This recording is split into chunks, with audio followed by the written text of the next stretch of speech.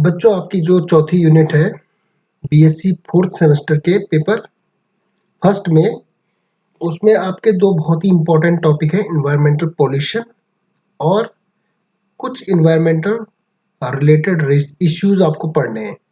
तो इस वीडियो में मैं इन्वायरमेंटल पॉल्यूशन आपको पढ़ा रहा हूँ और अगले वीडियो में मैं आपको जनरल इन्वायरमेंटल इश्यूज जैसे कि global warming, climate change, acid rain और ओजोन लेयर डिप्लीशन को बताऊंगा। तो सबसे पहले बात करते हैं इन्वायरमेंटल पॉल्यूशन की। इसमें हमको definition, types, sources and effect पढ़ने हैं। इन्वायरमेंटल पॉल्यूशन में एयर, वाटर, सॉलिड वेस्ट और रेडियो एक्टिव पॉल्यूशन हमारे को इस यूनिट में पढ़ना है। सबसे पहले बात करते हैं पॉल्यूशन वर्ड जो है वो लैटिन भाषा के पॉलिटेनम वर्ड से लिया गया है, जिसका मतलब होता है डिफाइल और मेक डर्टी। इसका मतलब किसी भी चीज को दूषित करना। तो national academy of science USA 1966 के अनुसार जल, वायु, मृदा के भौतिक, रासायनिक और जैविक लक्षणों में जब कोई अवांछनीय परिवर्तन आता है तो उसको हम पर्यावरण प्रदूषण कहते हैं। According to Odum, pollution is an undesirable change in physical, chemical and biological characteristics of air, water and soil that may harmfully affect the life or create a potential health hazard for living organisms. अगली definition को अगर हम देखें, Edward के अनुसार किसी भी harmful substance का इन्वायरमेंट में क्या हो जाना, रिलीज हो जाना, पॉल्यूशन कहलाता है, जो कि किसको डैमेज करता है, हेल्थ इफेक्ट, ह्यूमन बीइंग की हेल्थ को इफेक्ट करता है और प्राकृतिक संसाधनों को डैमेज करता है, उसे हम प्रदूषण कहते हैं। अकॉर्डिंग टू टीएसमैन, pollution is the accumulation of substance in the environment which exceed the capacity of the ecosystem to either neutralize और disperse them to harmful levels.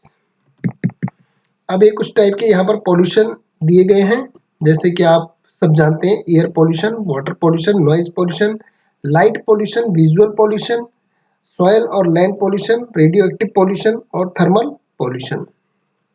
तो इनमें से हमारे को कुछ इस यूनिट में पढ़ने हैं। इसमें आप एक ऐड कर सकते हैं, सॉलिड वेस्ट पॉल्यूशन।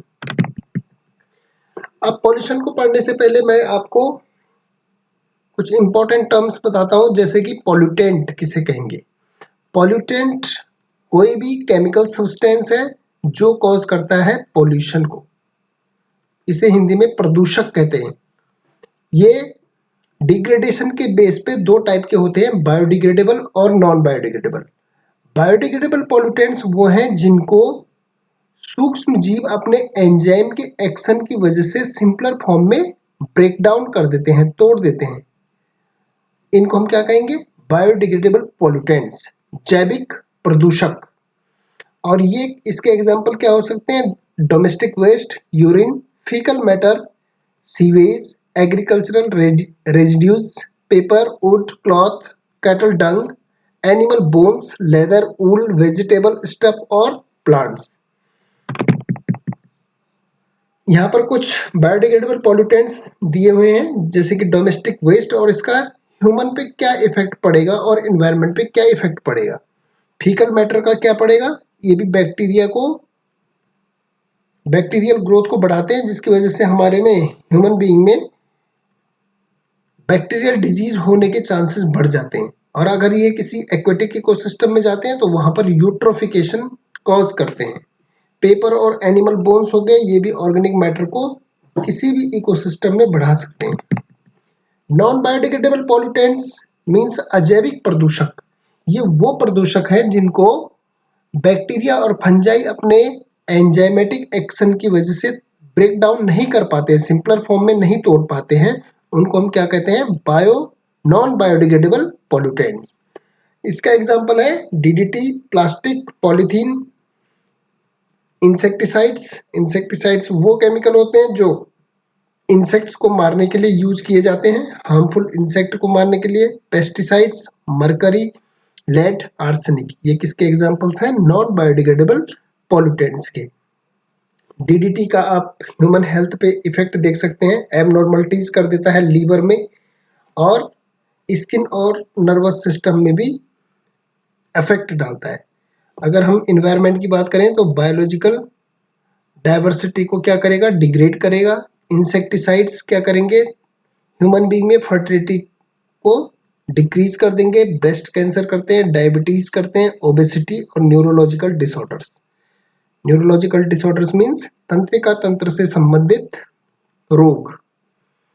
और अगर ये इन्वायरमेंट में जाते हैं तो ये प्रोडक्टिविटी को खत्म कर देते हैं सॉइल की, और एयर और वाटर पॉल्यूशन भी करते हैं। प्लास्टिक और पॉलीथीन क्या करते हैं? बायोडाइवर्सिटी को लॉस करते हैं किसी भी एरिया में, सॉइल की प्रोडक्टिविटी को कम करते हैं और एयर और वाटर पॉल्यूशन करते हैं। अब ये तो दो डिग्रेडेशन के बेस पे थे। अब दो ये हैं जो प्राइमरी प्रदूषक और द्वितीयक प्रदूषक। प्राइमरी पॉल्यूटेंट्स प्राथमिक प्रदूषक और द्वितीयक प्रदूषक। तो ये क्या है? On the basis of emission. इनका इमिशन कहाँ से हो रहा है? इमिशन मीन्स इनका उत्सर्जन कहाँ से हो रहा है, ये कहाँ से निकल रहे हैं। तो प्राइमरी प्रदूषक जो हैं वो डायरेक्टली सोर्स से निकलते हैं, तो इनको हम क्या कहते हैं? Primary pollutants. और इसके एग्जाम्पल हैं sulphur dioxide, nitrous oxide, carbon monoxide, carbon dioxide, क्योंकि ये डायरेक्टली कहाँ से इमिट हो रहे हैं? इंडस्ट्रीज से। जो सेकेंडरी पॉल्यूटेंट्स हैं, द्वितीयक प्रदूषक, ये प्राइमरी पॉल्यूटेंट्स की आपस में रिएक्शन के द्वारा बनते हैं, जैसे कि पर oxy acyl nitrate, ozone, sulphuric acid, nitric acid. ये किसकी वजह से बनते हैं? आपस में जब प्राइमरी पॉल्यूटेंट्स रिएक्शन करते हैं उसकी वजह से बनते हैं। अब सबसे पहले बात करते हैं एयर पॉल्यूशन की। एयर को अगर हमारे को समझना है तो एयर क्या है? गैसेस का कंपोजिशन है। और ये एयर हमारी कहाँ पर पाई जाती है? एटमॉस्फेयर में। तो आपको एटमॉस्फेरिक कंपोजिशन यहाँ पर ग्राफ के रूप में समझाया गया है कि यहाँ पर सबसे ज़्यादा नाइट्रोजन 78% पाई जाती है, ऑक्सीजन जो कि हर एनिमल और प्लांट के लिए, दोनों के लिए बहुत ही इंपॉर्टेंट गैस है, आर्गन गैस यहाँ पर 0.9% है, और ट्रेस गैसेस 0.1% है।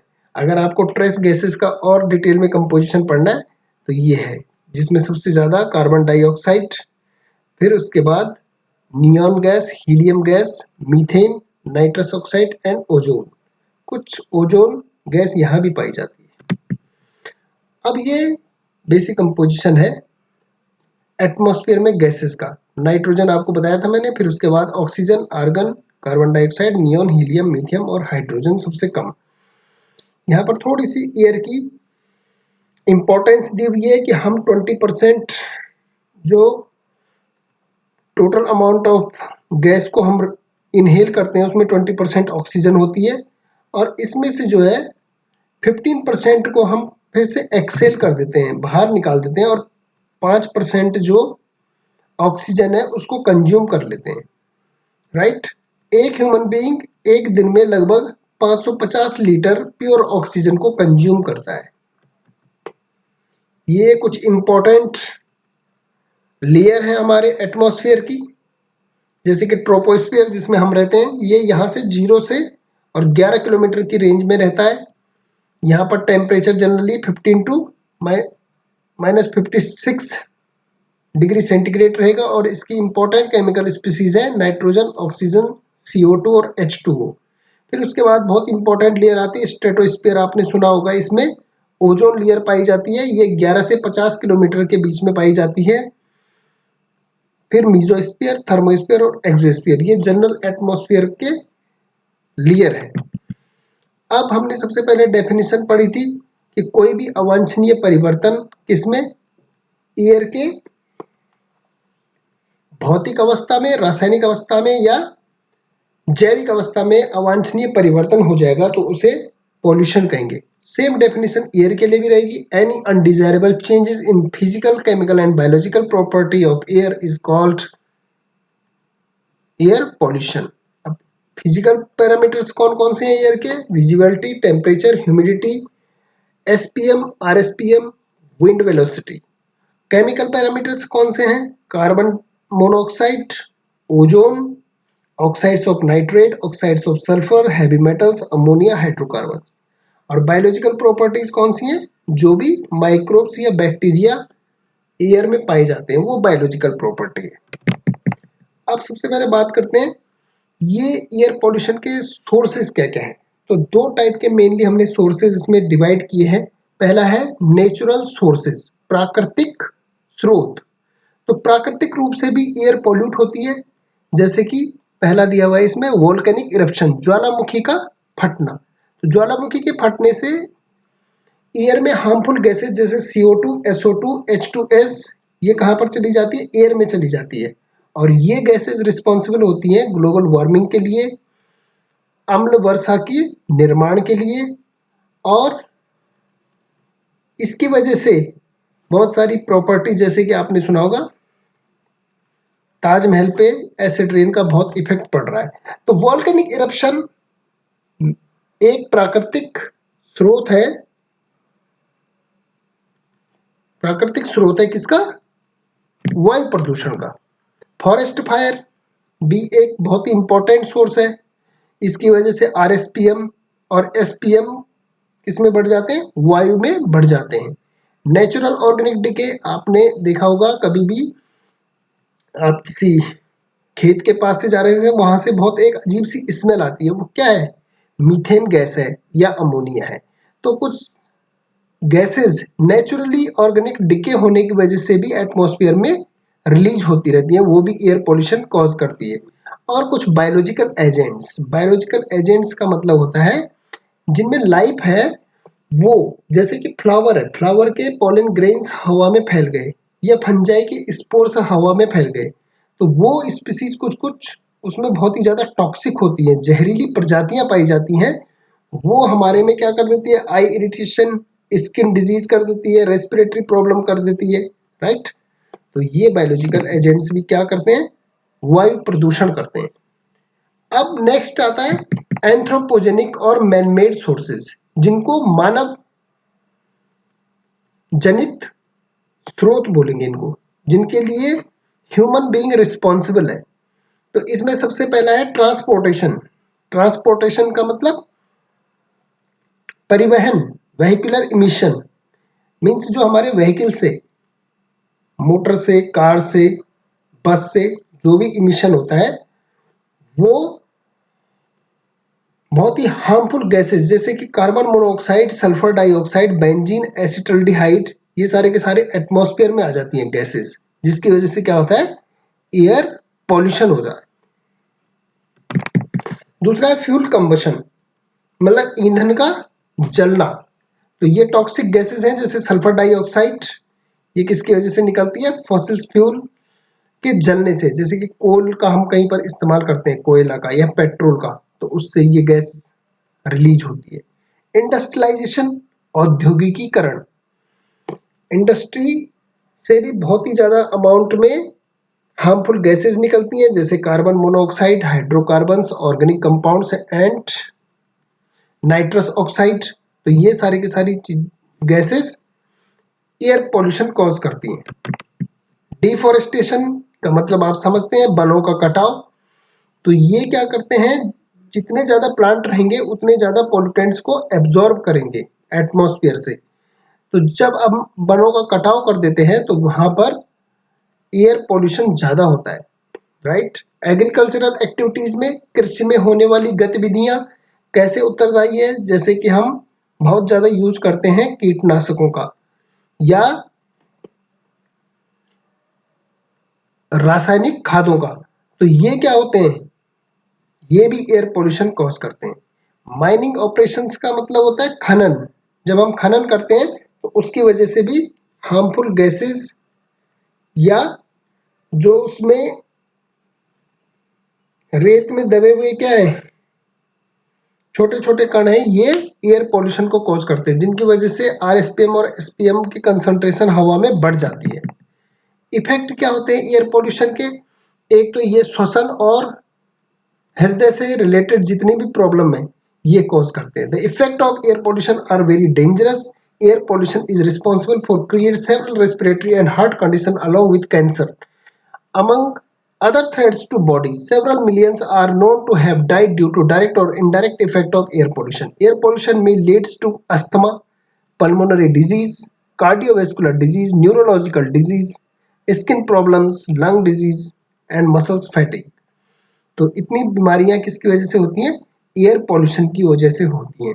इसमें आप अस्थमा समझते हैं, दमा जिसे बोला जाता है, पल्मोनरी भी लंग से रिलेटेड है, कार्डियोवैस्कुलर का मतलब होता है हृदय और शिरा और धमनियों के रोग, न्यूरोलॉजिकल डिजीज का मतलब होता है तंत्रिका तंत्र से संबंधित रोग, स्किन प्रॉब्लम और लंग डिजीज और मसल्स फैटिग। दूसरा इंपैक्ट है एयर पोल्यूशन का, ये ग्लोबल वार्मिंग कॉज करता है। अगर एयर पॉल्यूट होती है और उसमें CO2 की कंसंट्रेशन, नाइट्रस ऑक्साइड की कंसंट्रेशन, ये मीथेन की कंसंट्रेशन बढ़ जाती है, तो ये किसमें? ग्लोबल वार्मिंग, वैश्विक उष्णता के लिए उत्तरदायी है।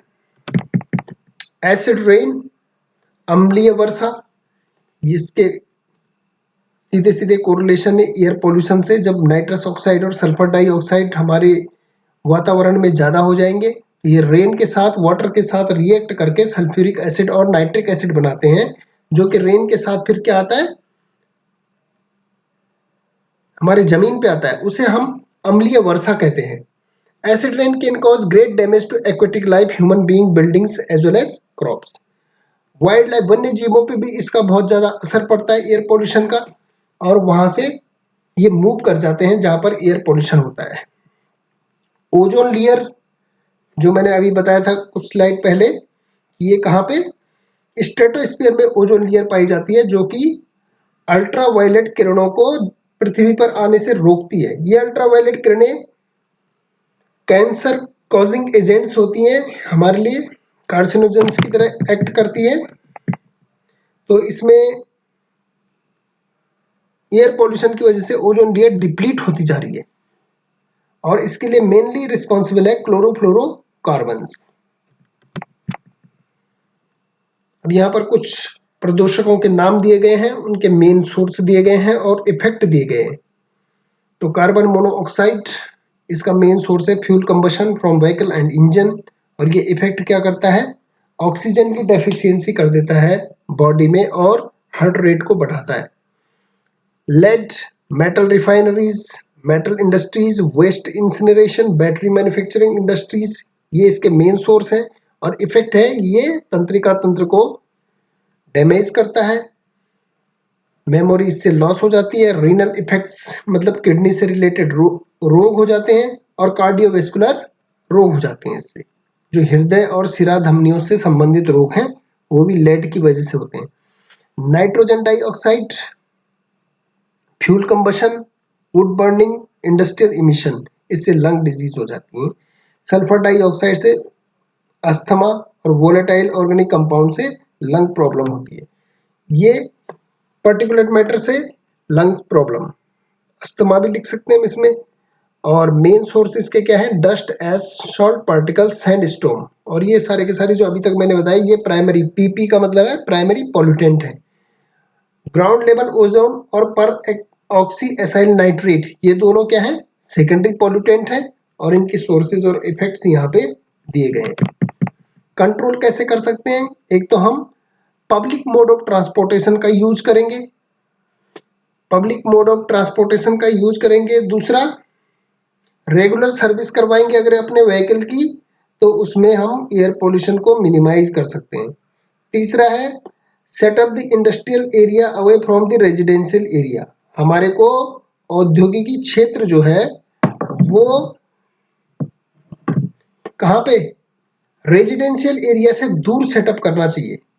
जो चिमनी है इंडस्ट्रीज की, उनको जितना ज़्यादा हो सके हाइट पे लगाना चाहिए, और रिड्यूस, रीयूज और रिसाइकिल को अपनाना चाहिए। ये सॉलिड वेस्ट के लिए बहुत इंपॉर्टेंट है। 3R कॉन्सेप्ट इसे बोलते हैं। रिड्यूस मीन्स हम उसको कम करें, रीयूज मीन्स हम उसका दोबारा उपयोग करें, और रिसाइकिल मीन्स अगर हमारे पास फिर भी पॉलीथीन और प्लास्टिक कहीं से आ गया, तो हम उसे बार बार इस्तेमाल करने के बाद पुनः क्या करें? रिसाइकिल करें। इन्वायरमेंट में उसे डिस्पोज ना करें। प्लांटेशन भी बहुत इंपॉर्टेंट है एयर पोल्यूशन को कंट्रोल करने के लिए। हमारे को गवर्नमेंट ऑफ इंडिया के जितने भी रूल एंड रेगुलेशन है उसे फॉलो करना चाहिए और एडवांस रिसर्च इस पे करनी चाहिए और पब्लिक अवेयरनेस हर इंसान को बताना चाहिए कि वायु कितनी ज़्यादा हमारे लिए इम्पोर्टेंट है और इसके सोर्सेज कौन कौन से हैं, हम इसे कैसे कंट्रोल कर सकते हैं। इसके हार्मफुल इफेक्ट के बारे में अगर हर इंसान को पता होगा तो वो एयर पोल्यूशन को नहीं होने देगा। दूसरा important topic water pollution. Water की इंपॉर्टेंस एयर से कम नहीं है। अगर हम एयर के बिना कुछ मिनटों से ज़्यादा जिंदा नहीं रह सकते तो पानी के बिना भी हम कुछ दिनों से ज़्यादा जिंदा नहीं रह सकते। तो ये ड्रिंकेबल वाटर हमारे पास बहुत कम परसेंटेज में है।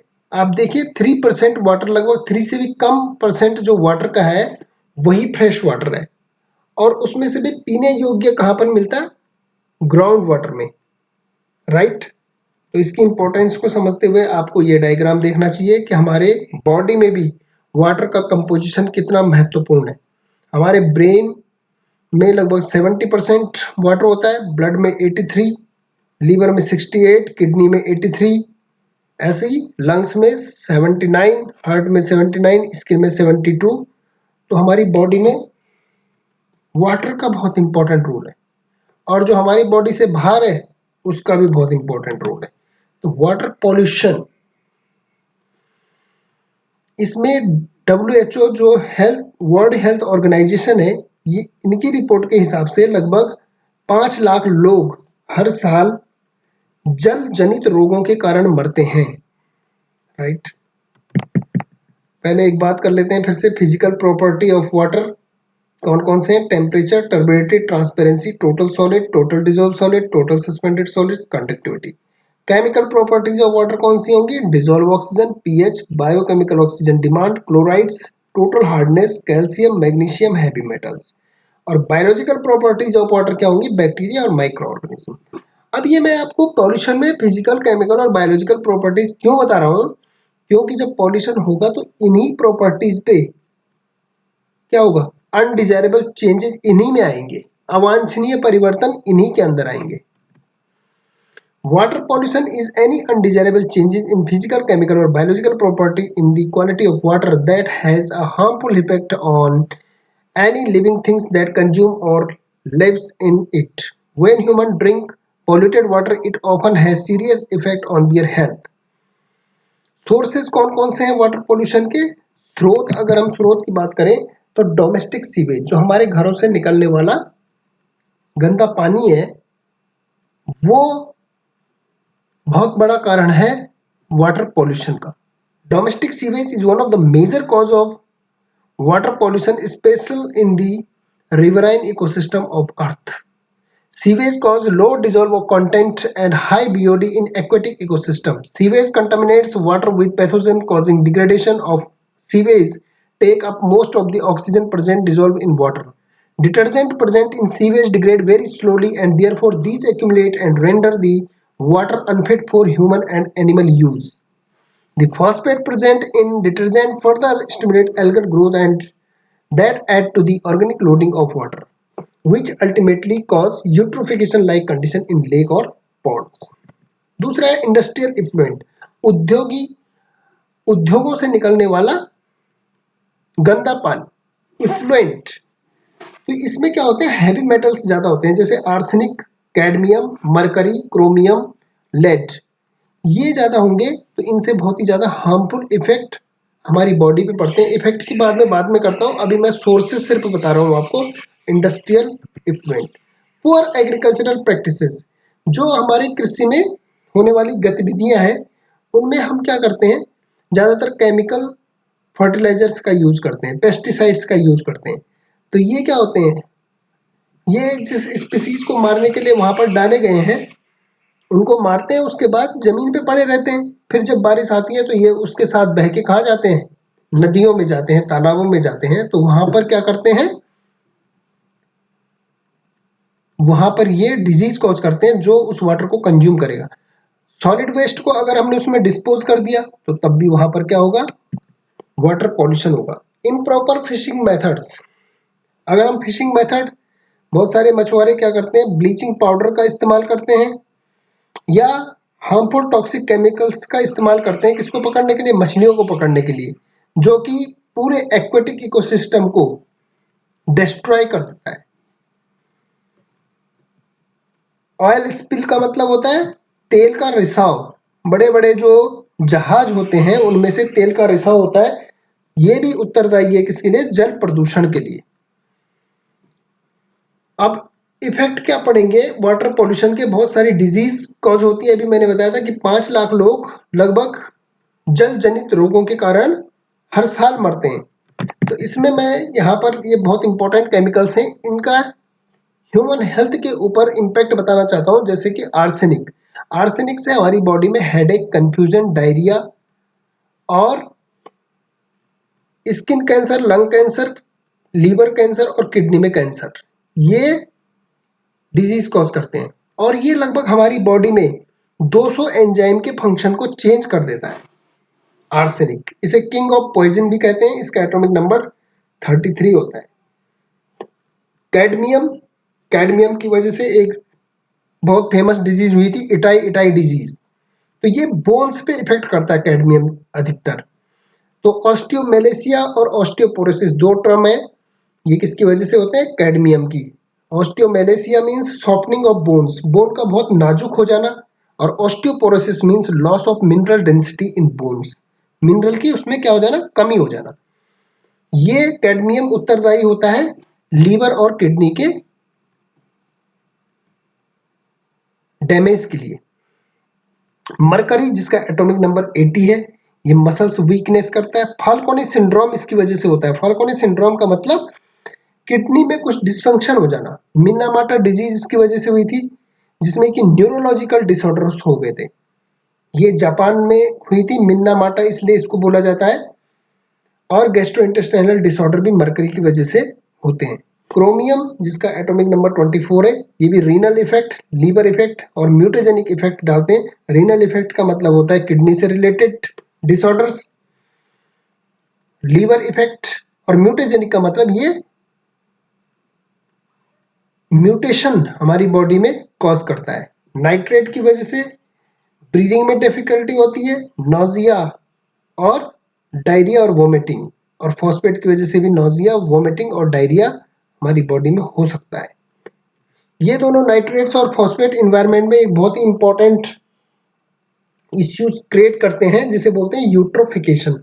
यूट्रोफिकेशन को मैं ज़्यादा डिटेल में नहीं बताऊंगा, लेकिन यूट्रोफिकेशन का मतलब होता है किसी भी तालाब में अगर नाइट्रेट और फॉस्फेट अधिक मात्रा में चले गए तो वहाँ पे न्यूट्रिशन की कमी हो, न्यूट्रिशन की अधिकता हो जाती है, न्यूट्रिएंट्स की अधिकता हो जाती है, जिसकी वजह से वहाँ पर एल्गी, शैवाल जिनको हम बोलते हैं, बहुत तेजी से ग्रो करते हैं और पूरे इकोसिस्टम को कवर कर लेते हैं, जिसकी वजह से इकोसिस्टम में प्रॉब्लम आती है।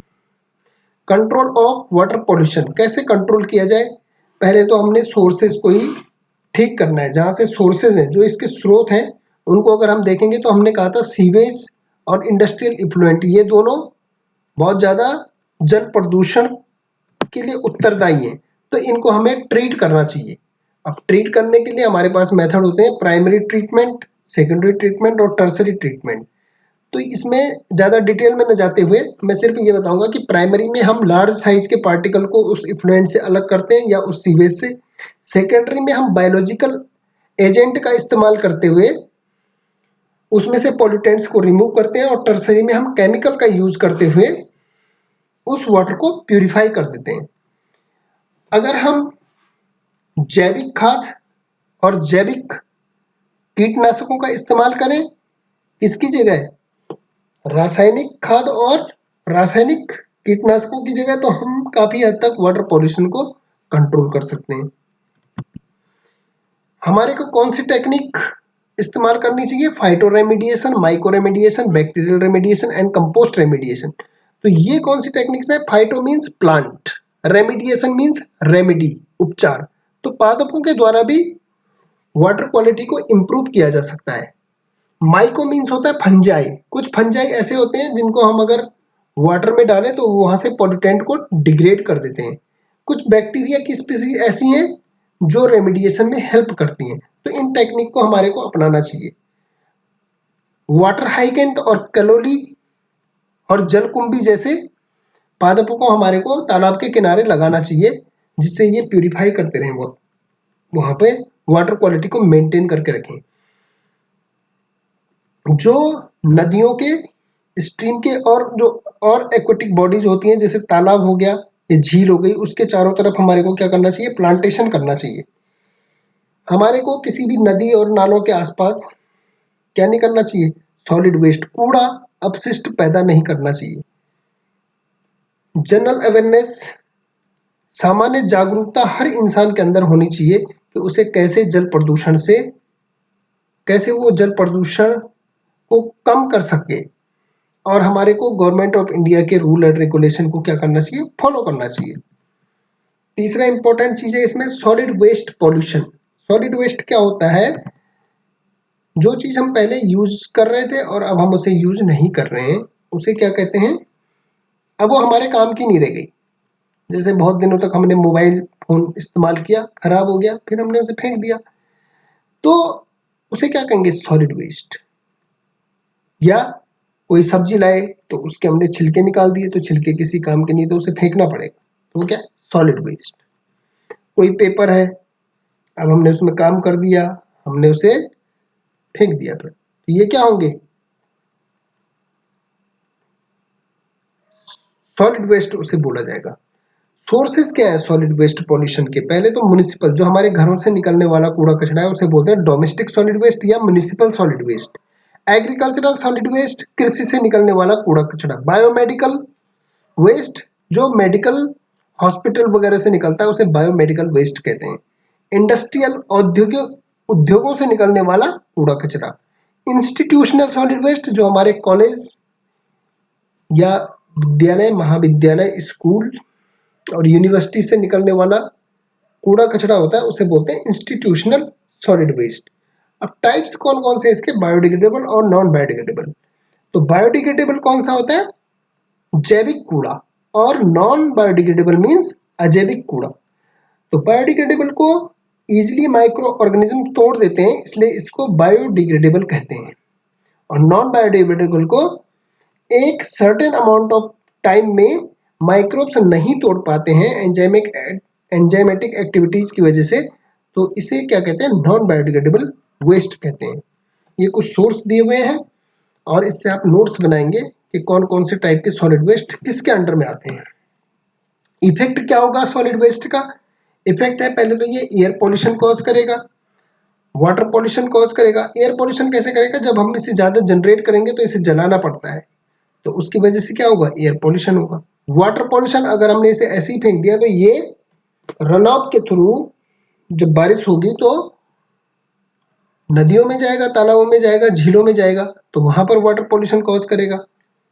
सॉइल पॉल्यूशन करेगा, अगर ये लैंड में चला गया तो सॉइल पॉल्यूशन करेगा। लॉस प्रोडक्टिविटी का मतलब है कि कहीं भी अगर ये खेत में पड़ा हुआ है तो वहां की उत्पादन क्षमता को कम कर देगा। इसके हेल्थ इफेक्ट्स भी हैं।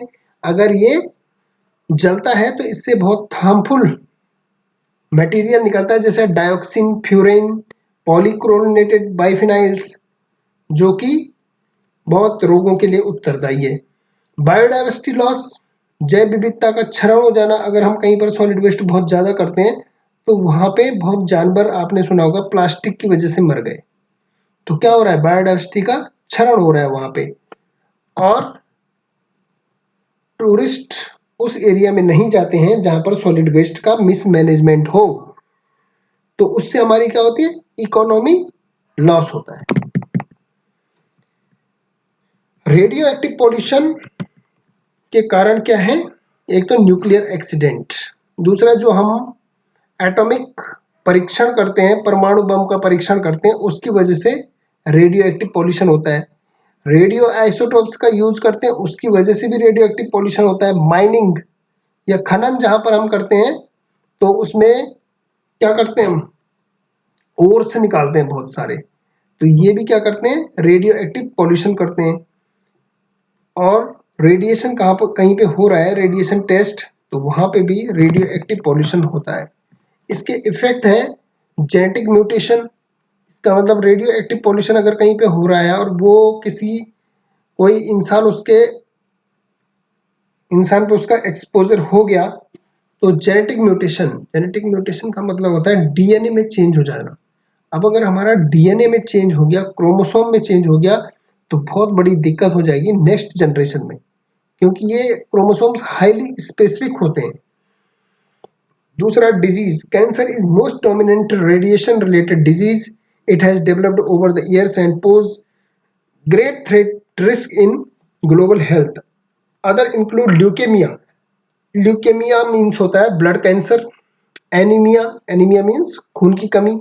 Haemorrhage, a reduction in the lifespan leading to premature aging and premature death, as well as others such as cardiovascular complication. Leukemia, for instance, is caused by radiation in bone marrow. Bone marrow में, अस्थि मज्जा में क्या इसका cancer देखा गया है? Bone marrow का कैंसर देखा गया है रेडिएशन की वजह से। सॉइल इनफर्टिलिटी भी इसकी वजह से होती है, और हमारी कोशिकाओं का भी इससे क्या हो जाता है? डिस्ट्रक्शन हो जाता है। तो ये 4 टॉपिक आपको बहुत अच्छे से पढ़ने हैं, इसमें से नोट्स बनाइए। फिर मैं नेक्स्ट वीडियो में आपको इन्वायरमेंटल इश्यूज के बारे में बताऊंगा। Thank you very much.